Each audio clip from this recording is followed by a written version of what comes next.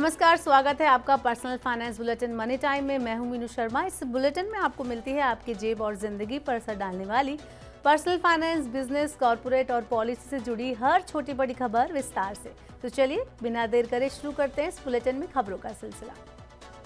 अब आपको अपने क्रेडिट और डेबिट कार्ड के लिए नेटवर्क चुनने का ऑप्शन मिलेगा। रिजर्व बैंक ने बैंकों को निर्देश दिया है कि वो अपने ग्राहकों को कार्ड जारी करते समय कई कार्ड नेटवर्क में से एक को चुनने का ऑप्शन उपलब्ध कराएं।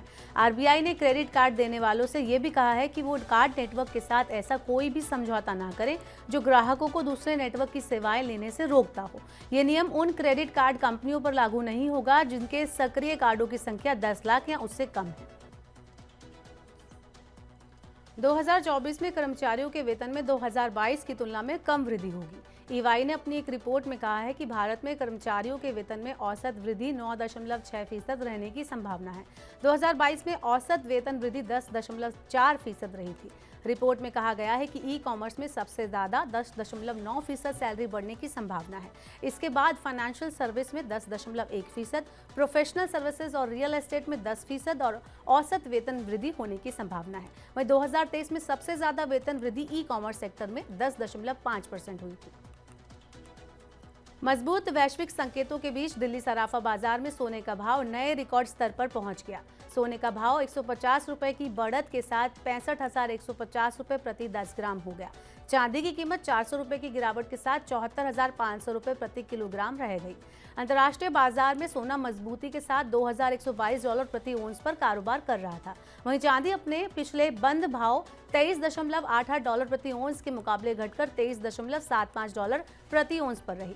विशेषज्ञों का कहना है कि अमेरिका में जल्द इंटरेस्ट रेट घटने की उम्मीद है और स्टॉक मार्केट में भी गिरावट की आशंका बढ़ रही है। ऐसे में निवेशक सोने पर ज्यादा दांव लगा रहे हैं। शेयर बाजार शुरुआती गिरावट से उभरते हुए लाभ में बंद हुए। यूरोपीय बाजारों में तेजी के बीच बैंक और आईटी शेयरों में खरीदारी होने से बाजार में मजबूती आई।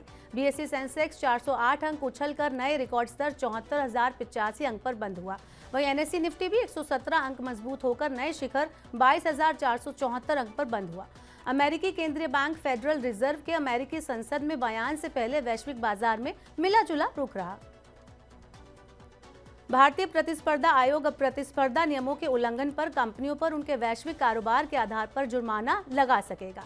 सरकार ने इस बारे में संशोधित प्रतिस्पर्धा मानदंडों को नोटिफाई कर दिया है। अब तक भारतीय प्रतिस्पर्धा आयोग कंपनी के उस कारोबारी इकाई के कारोबार के आधार पर जुर्माना लगाता था जिससे मामला जुड़ा हुआ है।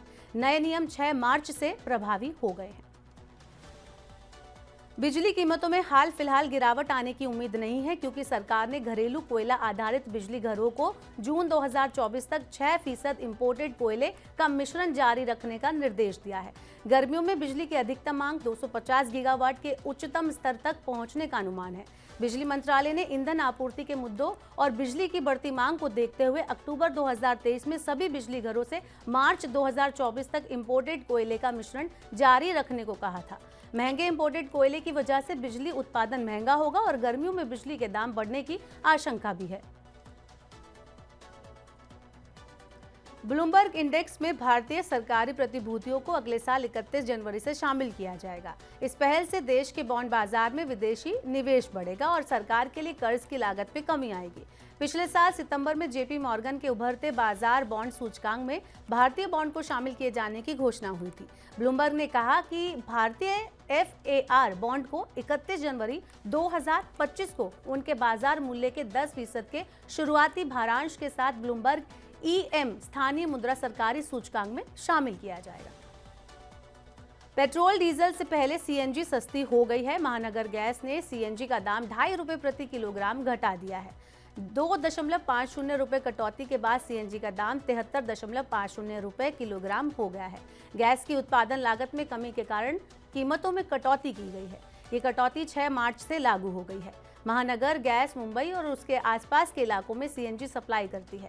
सीएनजी सस्ती होने से मुंबई और आसपास के इलाके में रहने वाले उपभोक्ताओं को फायदा होगा। सीएनजी की उत्पादन लागत कम होने का फायदा देश के अन्य शहरों के सीएनजी उपभोक्ताओं को जल्द मिल सकता है।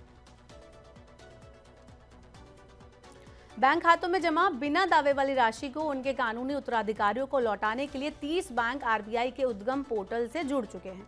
बाकी बचे बैंक भी इसमें शामिल होने की प्रक्रिया में है। उद्गम एक ऑनलाइन पोर्टल है जो बिना दावे वाली रकम के बारे में जानकारी देता है। यहाँ रजिस्टर्ड यूजर्स एक ही जगह पर कई बैंकों में बिना दावे वाली जमा राशि का पता लगा सकते हैं।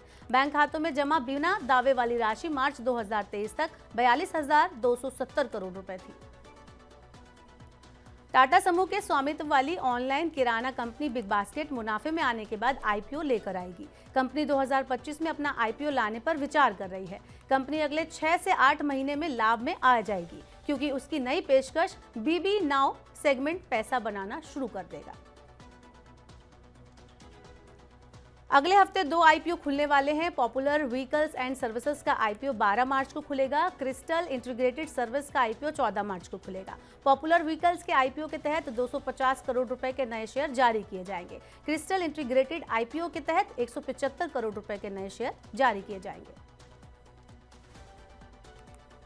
तो मनी टाइम में ये थी आज की सभी बड़ी खबरें। वक्त हो गया आपसे विदा लेने का। अब आपसे होगी कल मुलाकात। पर्सनल फाइनेंस से जुड़ी खबरों को पढ़ने, सुनने, उनसे जुड़े खास कार्यक्रमों को देखने के लिए आप मनी 9 के सुपर ऐप को जरूर डाउनलोड कर लें। साथ ही आज का हमारा मनी टाइम आपको कैसा लगा, नीचे कमेंट बॉक्स में हमें अपना फीडबैक देना ना भूलें। फिलहाल के लिए इस बुलेटिन में इतना ही। बने रहिए मनी 9 के साथ। नमस्कार, शुभ रात्रि।